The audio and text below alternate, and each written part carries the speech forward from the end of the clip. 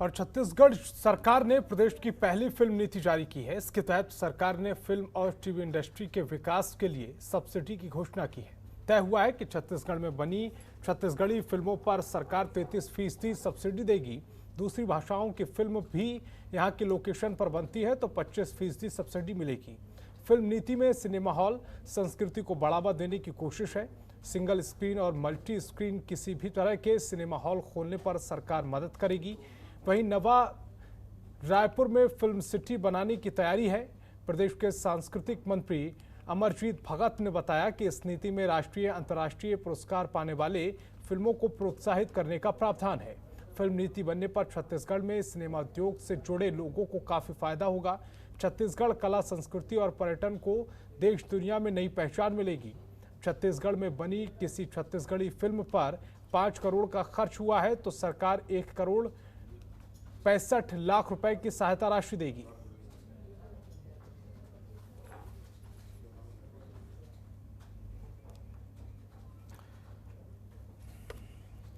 और प्रशांत द्विवेदी हमारे bureau chief ज्यादा जानकारी के साथ फोन लाइन पर जुड़ गए हैं। प्रशांत जी, एक महत्वपूर्ण कदम उठाया गया है छत्तीसगढ़ की सरकार की तरफ से। अगर फिल्म नीति लागू हो जाती है तो इससे न सिर्फ प्रदेश बल्कि यहाँ के कलाकारों को भी फायदा होगा।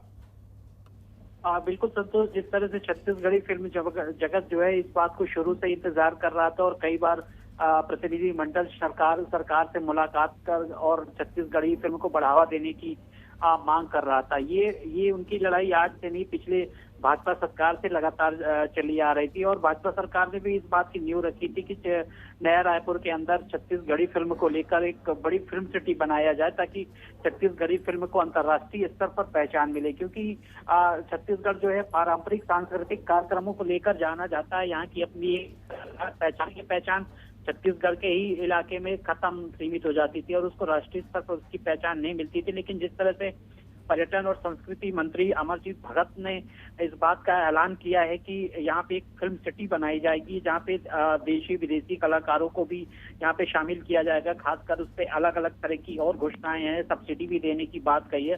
तो निश्चित तौर पर स्थानीय कलाकारों को तो फायदा होगा, लेकिन छत्तीसगढ़ को राष्ट्रीय और अंतर्राष्ट्रीय स्तर पर भी अलग पहचान मिलेगी जो कि अभी तक नहीं हो पा रही थी। और खासकर जिस तरह से सब्सिडी देने का ऐलान किया है वो निश्चित तौर पर उन छोटे कम बजट के फिल्में जो बनाई जाती हैं जिनका आर्थिक रूप से थोड़ी सी वो होती है, तो ऐसे में अगर सब्सिडी दी जाएगी तो निश्चित तौर पर कलाकारों को उभरने में मौका मिलेगा और नए रोजगार के अवसर भी मिलेंगे। संतोष। प्रशांत जी, इसको लेकर नीति बना दी गई है, लेकिन रणनीति क्या है? कब तक ये धरातल पर उतार दी जाएगी? कब से फिल्म सिटी बनना शुरू हो जाएगा? और कलाकारों ने इस पूरी नीति पर किस तरह से अपनी प्रतिक्रिया दी है?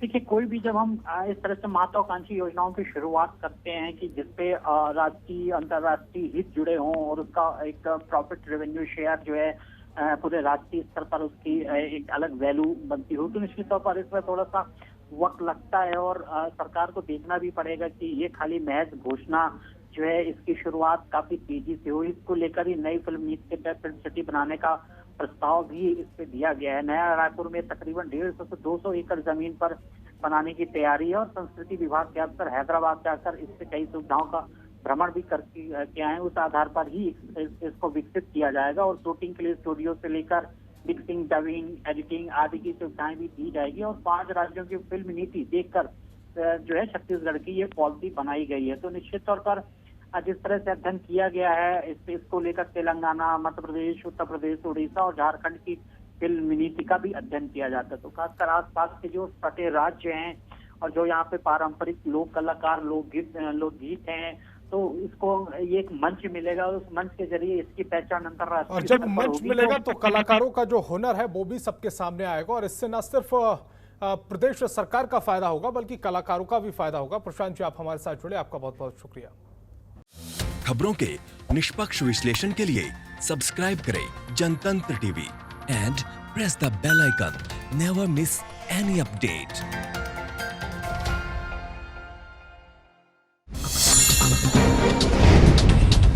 Download the Janatantra TV app, available on Google Play and App Store. Download it now.